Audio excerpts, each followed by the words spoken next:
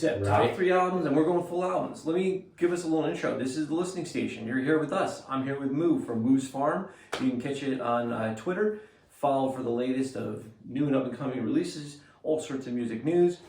And tonight we're talking top 3. So let's hit it off, right? Let's start at number 3. Number 3. This was an interesting one because this came out later in the year. Mm-hmm.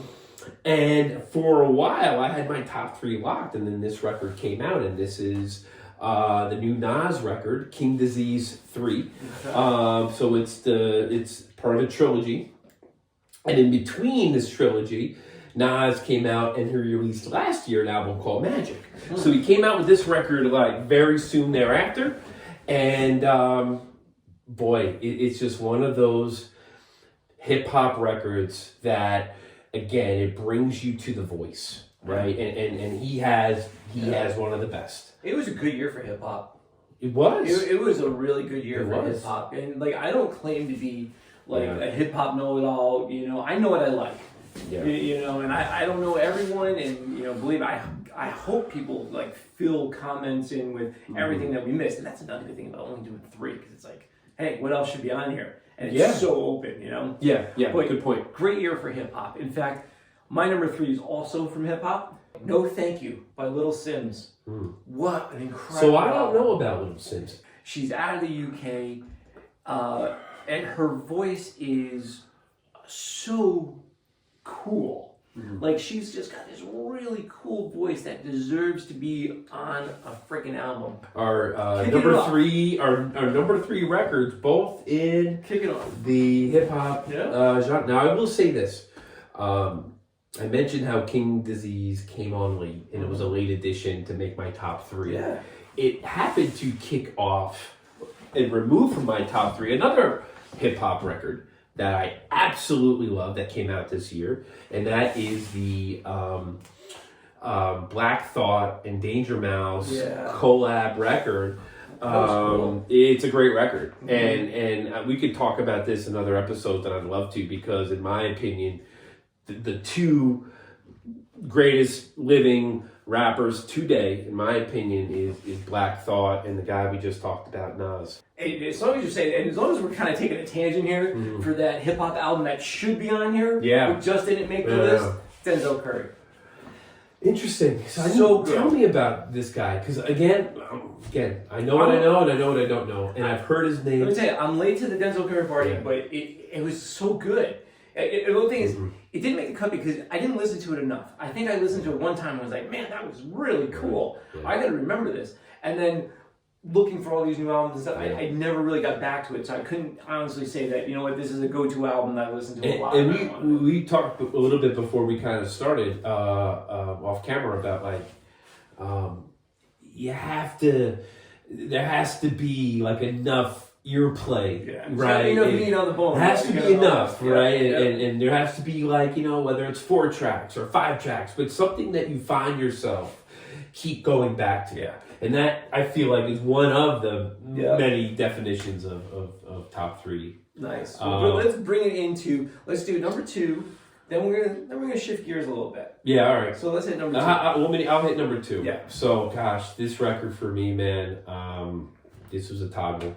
But I heard this record in April, early part of the year, and the name of it's Angels in Real Time by Gang of Youths. I didn't know much about this band before listening to this record. Obviously, I have since. But it's one of these albums where they're from Australia. I don't know how many guys are in the band, but they're from Australia. And when you hear this album, the first thing for me was the lyrics. Yeah. And the deepness of these lyrics. And I would learn to find out, even with the previous record, the record before, also very, very deep and very spiritual. And that's the other thing I got about this record. There was a spiritual hymn-like feeling with this record. Yeah.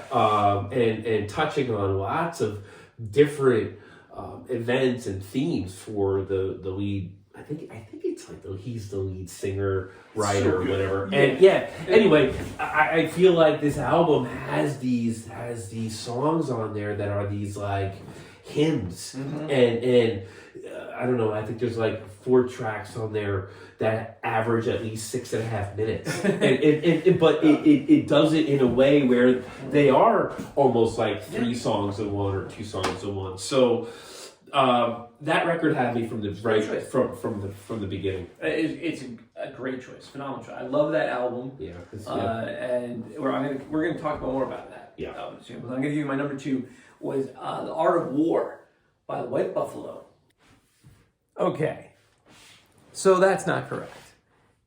The actual name of the album is Year of the Dark Horse by the White Buffalo. It's still a fantastic album. Still my number 2. But that's completely wrong. I tell you, I do enjoy. I love the White Buffalo. You man. do. I remember when I found the White Buffalo. You did. It was I you. was so proud that I found those guys. It was you, man. I was like, man. And I think it's fair to say it was probably at a listening station. It probably was at the station, and it was probably one of the first things mentioned on Moose Farm. Probably. But Yeah. I tell you, I love his voice. I love his storytelling. Yeah. I love how he just keeps real storytelling going, and just really digs in, but he's clever. Now, what knocked him out of the number 1 spot, though? Yeah. There was a couple of times in this album, and, no offense to White Buffalo if you're watching, but there was a couple of times in this album where I felt a little bit of forced commercialization. Only because... Interesting you say that. Only because I've already been into him from prior albums. Yeah. And prior albums, we're doing songs about hunters and all this other crazy crap, and it's raw and it's rough. And there's a couple of these tracks in here I'm like, I don't know, what am I listening to right now? Yeah. Is he mocking me right now? And there was like, what? Oh my gosh. Well, I mean, I also had the record, and it's high on my list as well, and I will agree with you that there's a couple songs, which happen to be my favorites that are on my list, that are very more commercial sounding. It's very much more standard verse, chorus, verse, hook, end. But I will say, though, there are tracks in this record that does have that experimental feel to it. He's doing some weirder stuff, which I kind of was like into. That. Yes, I know exactly what you're talking about, because it gives me that Tom Waits feeling. It does. Right? I'm getting this kind of like this cool, gruff, experimental kind of sound. What? I get Tom Waits, and who's the albino guy with the long hair? You know who that guy is. Edgar Winter? Yeah. I feel like that's what I think of the White Buffalo. I had my English Mood Facebook with me. All right. Edgar Winter and Tom Waits, that's the White Buffalo. Shake them up. Right? Doesn't he look like that or no? I love this guy. So just to recap, right? So why don't you recap where we are right now? All right. So on Moo's number 3, he's got King of Disease 3 by Nas. The third. My number 3 was No Thank You by Lil Sims. That's right. Your number 13 years old, Little Sims? You're moving this way. Oh, yeah. See, I keep moving backwards. I don't want to lose you on the shot. shot. You might. All right, Angels in Real Time, Gang of Youths. That's your number 2. That's my number 2. My number 2, The Art of War, White Buffalo. Let's switch gears a little bit. All right, before we hit the... You're teasing. I'm teasing You're teasing. Before we hit number 1, let's talk just some cool tracks. Cool tracks may or may not have made the top 3 list, but really are worth the listen. Wow, dude, I love it. I gotta say, man, I really enjoyed the record from The Smile, the Tom York, Greenwood, who's the drummer? I forgot his name, but he's really good. It's a really great record. But and there's a song on there called The Opposite, and I think that was one of 3 tracks that they released for the record, and it just has this very soulful kind of cool drum beat to it. So for me, I liked the album. I didn't love the album because it made a lot of lists. I don't think it topped anybody's list from what I've seen. No, I'm sure it topped some personal list, but I think I don't think they topped it, but on that, and I love this publication. It's the New Music Weekly or whatever it's called out of England or out of the UK. They're really it's called classic rock. That's what they're called. Classic okay. rock out of the UK. They're still doing like magazines, and they just released their top 100. And I gotta say, out of all the freaking lists that are out there, again, if we're talking, because we're rock guys, you know, we're true rock, you know, we love rock, but their list comes the closest to a nice capturing of good rock. Okay. Whereas these other lists have, you know, it has to have the other parts. Yeah. That was a good song for me. So I really was into that song. What about you? You know, this one kind of is a throwback to me a little bit. You know, it's "Heavy as the Ocean" by Bush.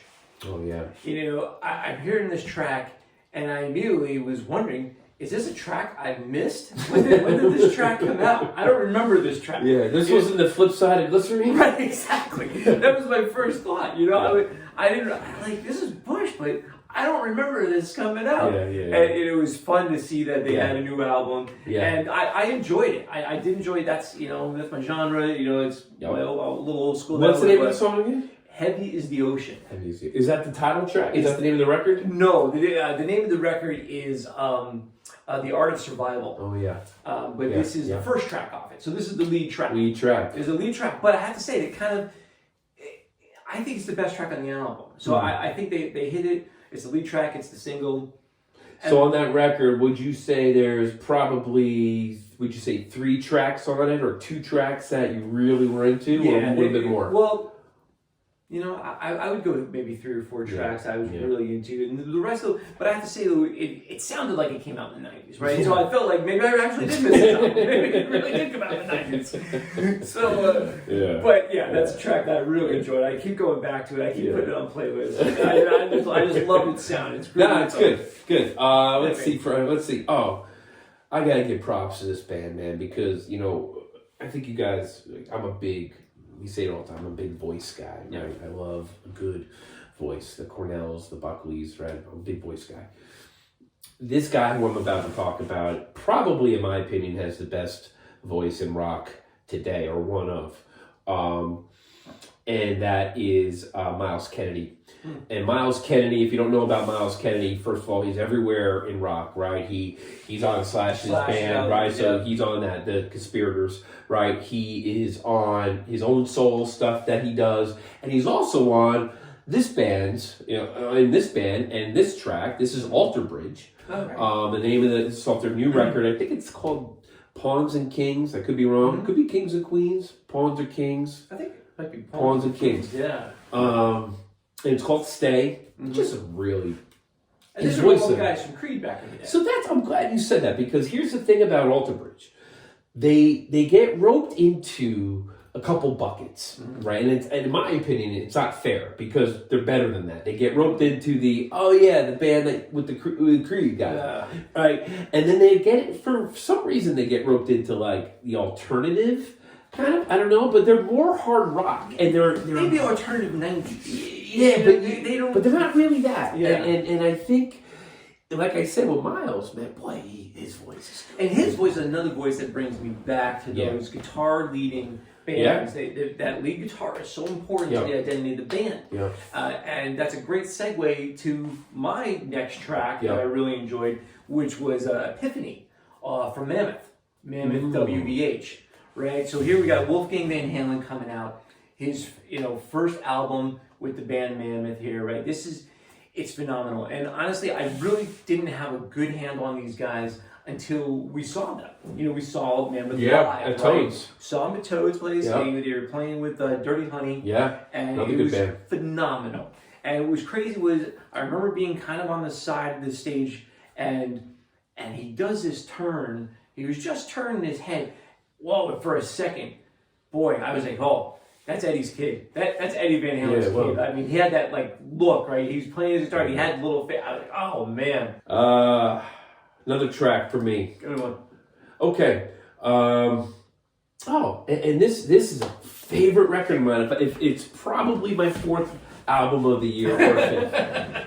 But again, we talk about top 3, right? The hard cuts, right? Hard cuts. And this was a prime example of a hard cut, and that is the new soul record from Eddie Vedder and the Earthlings. And if you don't know about his band that he is using and recorded the record with, that he tours with, it's a list of who's who. You got Josh Klinghoffer, you got Glenn Hansard, you got Chad Smith from the Peppers.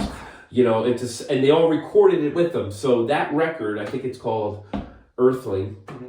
And there's a song on there, I think it's the lead track, and it's called Invincible. It's a great track, and it's a great, one of those tracks where it's like, it's a good lead-off concert track, right? Yeah. Because I think like in the lyrics, he's like, it's almost like he's like in space, he's a spaceman, he's like, hello, you out there? It just has that good feeling of like a good lead-off album track. Yeah, that's a good And I would say on that record, there are 5 that are solid tunes. Nice.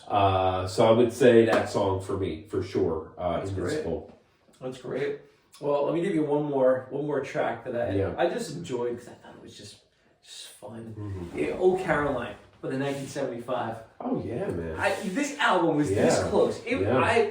It went from being in the top 3 to being in my honorable mentions to being back in the top 3, and I debated with this album. I just love this guy's voice, you know, and I love the sound of the album. It's just a fun album. It's light. It's easy to listen to. And yes, okay, we're getting to the pop realm. We're definitely getting into pop realm, but this is a more mature pop. Like if you go back in their catalog and you go to songs like Chocolate, very pop, right? Very, but fun to listen to. Great shot, right? This album is more. Yeah. It's definitely a matured album. The band is definitely coming in their own. It's a great sound. And this is one of these fun tracks on there, Old Caroline. Okay, my last track I want to talk about. I love this song, and shout out to Eddie Gorgeous. This is his favorite song of 2022, Eddie Gorgeous, and this is The King of Sweden by Future Islands.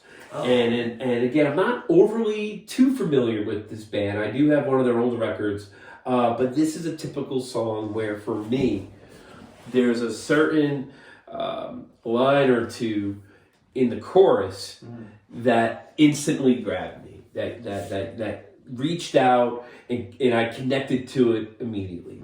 And I connected to it because you hearing the singer sing it and say those lines, you believed him, and you believe that he was being true, and you believed he was yearning for something, and you believed his sadness. And that is wrapped in this very cool bass, funky keyboard, retro sound, but it works. Great. And I just like it. And I also like songs that, and this is an example of a song that, so it's named King of Sweden. Okay. And that's only mentioned one time in the song. King of Sweden is said once. Okay. And it comes in the second verse. And that's it. It's not the chorus. Right. It's not, you know what I mean? It's not the bridge. Yeah. Right. It's great. a line. And it says, and I kind of like that. That's great. I like that too. That's fantastic. Yeah. All right, it's time. Really, for me, it was a no doubter from the first listen, which was earlier in the year. First listen, I knew it was the one. And you can't say that every year, right? You can't. I think you're experiencing this year where you're having this. But there's certain years when you go, and if you're watching this, you're like us, right? Where, you make lists, right? And now in this age of platforms, you're making playlists and you're sending it versus making the big CD, right? But I knew this happened to be a year when I heard the record. I instantly played it again, and I went through every song, and I'm like, "Yep," and I hit it again. I didn't stop listening to it, and that's Spoon, Lucifer on the what is it? On the sofa. Sofa, my number one record. I almost said Ceiling, but then I got Lionel Richie in my head for a quick second, so I had to pull away and I had to look at the board, but I still didn't get it. You had to tell me. It's all right. Let me tell you something about Spoon, real quick, and then you can. Yeah, absolutely. First of all, their first record. Okay, this was their 10th album. No, this was more than 10. No, it's 10. It's got to be more. 10, 100% 10. Right. Their first album came out in 1996. You know what else came out in 1996? Yeah. Wonderwall. Okay. The double album Melancholy from Smashing Pumpkins. Yes. Pretty sure Alanis Morissette. So let's keep this in mind. This is a band that's put out 10 records. First record since 1996. And they put something out this year that is as cutting, as electric, as dirty as a rock record that you're going to hear. And there's something about, you know, it's and I don't know fucking names, right, of these guys, but, you know, between the singer and it has a very crunchy sound to it. Nice. And there's also, and this is why it makes it a great record, there's catchiness to it. And sometimes you need to have catchiness, right? You need to have things that kind of brings you back a little bit. And I don't mean catchiness from like, it's getting played on fucking Z100 or something like that. I just mean, like, you know, you're singing along. If you're singing along to songs, that tells you something. Yep. So that's my guy. This is an album that, you know, that Spoon album topped a lot of charts. A lot of people had that. Not as many as I thought, and not that I'm surprised about this, because I think the Grammys is the biggest fucking joke in the world, right? Because they're trying to get it, but they're still not there yet. They really don't get it. It didn't even like appear on like any of these like maybe some lists, but I didn't see it like cracking top fives, which really surprised me. Yeah, not for the mainstream ones, really. You know, those guys are all pop though. Those are all. I know, but they usually like throw a rock record in there to like throw a bone in there for somebody, right? You know, but it's a great album. I love it. Well, I'm gonna give you my number one. My number one album, Angels in Real Time by Gang of Youths. We talked about it. Repeat. The first repeat of the top three, by the way. This is the only repeat on both of our charts here. Yeah. The only one to make both lists. Yeah, that's right. You're number two. I want to hear your perspective. I'm very excited to hear your thoughts. Boy, I love how this record broke my heart. That's a good way to say it. It was so real. The whole album is about the passing of his father. Right. And what a crazy ass story. Oh, yeah. Let me tell you a little bit about it. Yeah, this is crazy. This is nuts. So, as you said, he was from... And it's track 9. It's track 1 through 10, this whole story. So, but anyway, his father had a whole nother family in New Zealand. Yeah. And faked his death. His other family thought he was dead. Yeah. And he was like, "Sick." This is the lead singer of and really, but what a different life that this gentleman had that his brothers didn't. And there's a track on here called Brothers that breaks my friggin' heart, and I love it for that. It is one of these tracks where he's just telling the story, and there just happens to be music behind him.